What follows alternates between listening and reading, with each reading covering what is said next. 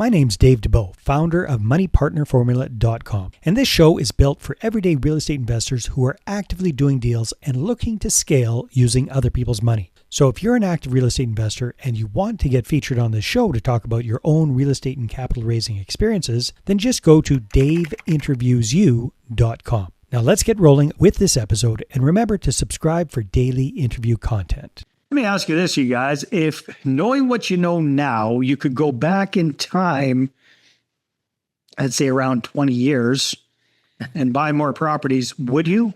Yeah, chances are you would. Well, that's exactly what I was just chatting with our guest today, Brian Truman, about. Brian is a very accomplished real estate entrepreneur. He does a variety of things in real estate, including investing. He's been doing this for a long time. Back when he was in corporate America, he was buying properties outright back in 06, 07, 08, those kind of that time frame. And these days, he's got a thriving real estate business going. So Brian, zooming in from Nashville, welcome to the show. Great to have you. Well, thank you, man. It's an honor to be on with you. Appreciate it. All right, Brian. So give us a little snapshot of what real estate in 2025 looks like for Brian Truman. What do you guys do? We have a full service brokerage here in Nashville, commercial. We have a team of 17, and basically how I have it set up is that all of the agents have a primary and a secondary segment in commercial that they work in. So that way they're kind of known, or, in the Nashville area as the experts, whether it's in industrial or multifamily or retail, office, land, hospitality, you name it. They're an expert in it. And so, full service. We work all segments, and within about, most segments, about an hour and a half radius. Mm-hmm. There's a couple of segments, multifamily, and then hospitality. We cover multiple states. Okay, very good. And so that's on the brokerage side of things. On the portfolio side of things, what do you yourself invest in primarily, Brian? Well, my two biggest, and that's an interesting question, because I focus, besides running the brokerage, I focus on helping people buy and sell multifamily. So back in 06, 08, when I was still in corporate America doing a lot of government contract work, at that time I happened to be fortunate enough to have disposable income and trying to figure out what to do it so I didn't have to pay some big tax bill. And somebody said, real estate's a great investment. And at that time I wasn't in the real estate business like I am now. And so we purchased a couple of, my wife and I, we purchased a couple of apartment complexes, and, and then just went our merry way. And then when I got into doing real estate full time after, leaving corporate America after 22, 23 years, then I didn't want there to be a conflict of interest if I was helping multifamily clients. I didn't want them to say, "Oh, so are you keeping all the good stuff?" You're scalping the good deals and keep. Yeah. And so at that point, I chose not to purchase multifamily. Especially myself and being a GP and all of that. So I get that question, and when I tell them no, I don't, they're like, "That's the answer we wanted to hear." So because of that, we invest in like multi-tenant industrial. Okay. Did you keep those properties you and your wife bought way back in the day? Yep. Still have them today. Yeah. I'm pretty happy you're doing that. So you, within the brokerage, your main focus is working with clients, helping them buy and sell apartment buildings. Yep. To avoid the conflict of interest, you yourself have switched focus to multi-tenant industrial, I believe you said? Yeah. Okay, cool. So, now I got the picture. Very, very good. Yeah. So, Brian, you guys kind of cover all things commercial real estate in and around Nashville. Nashville's a pretty diversified economy these days, but there probably still leans one way or the other. Where's the bulk of your business revolving around? You are the first person that I think I've been on a podcast with that when you said diversity kind of industries, you're the first person that has obviously you've done research. You understand, because most people don't understand, Nashville, other than they call when they say, "Hey, Brian, I want to invest in Nashville. I want to be there. Everybody tells me I need to be there, but why is it that I need to be there?" Right. Yeah. And so to your point, I will say, when you think of Nashville, what industry do you think of? And music. Obviously, people say music, and I tell them, well, if that's like if I told you that's number 7 on the list, would it shock you? And they're like, yeah. And so then I tell them, well, if I told you healthcare is by far our largest, would that surprise you? And they're like, oh yeah, and so to your point, and I appreciate you bringing this up, because to your point, it is that diversity of industries in Nashville. Nashville's not just built off of 1 or 2 main industries. It's because of that diversity. It might be famous for one, but it's built off a lot of it. Yeah, exactly.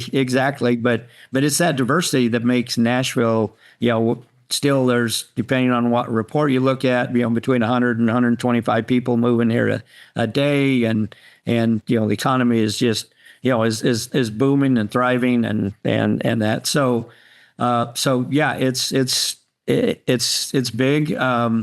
Industrial and multifamily are huge here, as far as, if you look at, vacancy rates and things like that.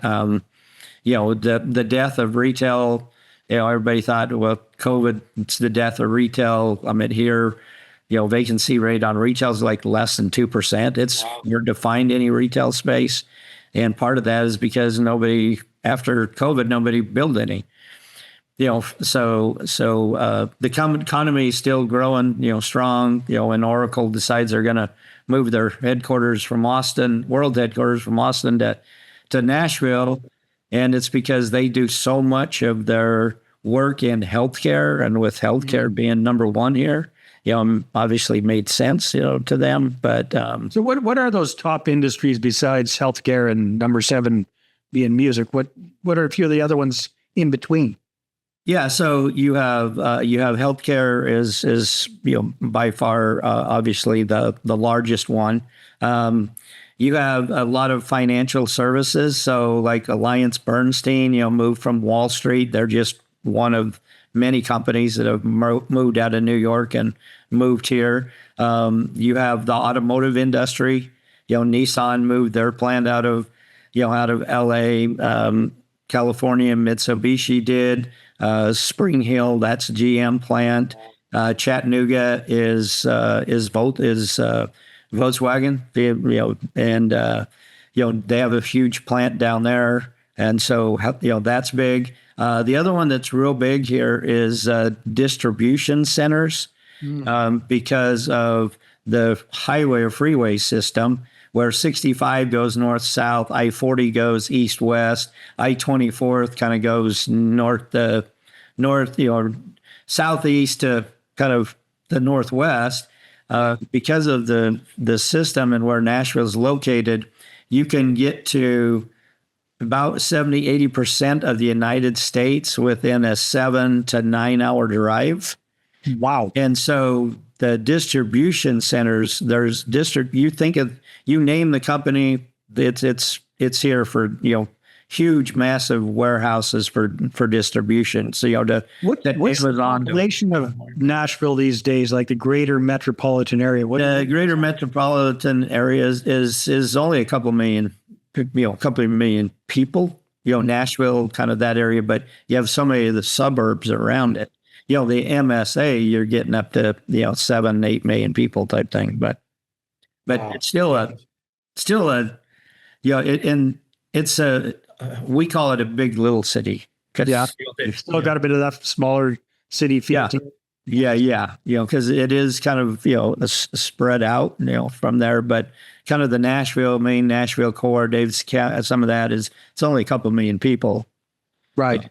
from that standpoint. Hey there, if you're a capital raiser, a syndicator, or a fund manager, and you're looking for a steady flow of incoming accredited investor leads, then go ahead, grab a free copy of my new book, How to Get 20 Accredited Investor Meetings Every Month Without Cold Calling, Networking, or Chasing People. You can get that at 20accreditedinvestorsbook.com. Again, that's the number 20accreditedinvestorsbook.com. So, Brian, your clientele, are they mostly in-state or out-of-state folks that are buying? Probably 50% are out of state.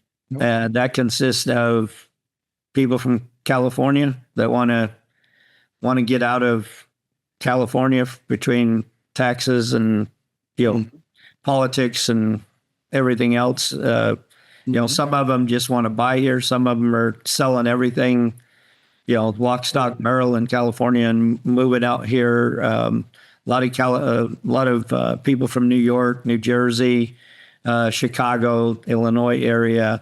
That's probably 50% or more of our clients are all from those probably 4 states. Very cool. So, Brian, I'm sure you're probably not the only commercial brokerage shop in town. You've probably got a few competitors. What do you guys do differently that kind of sets you apart?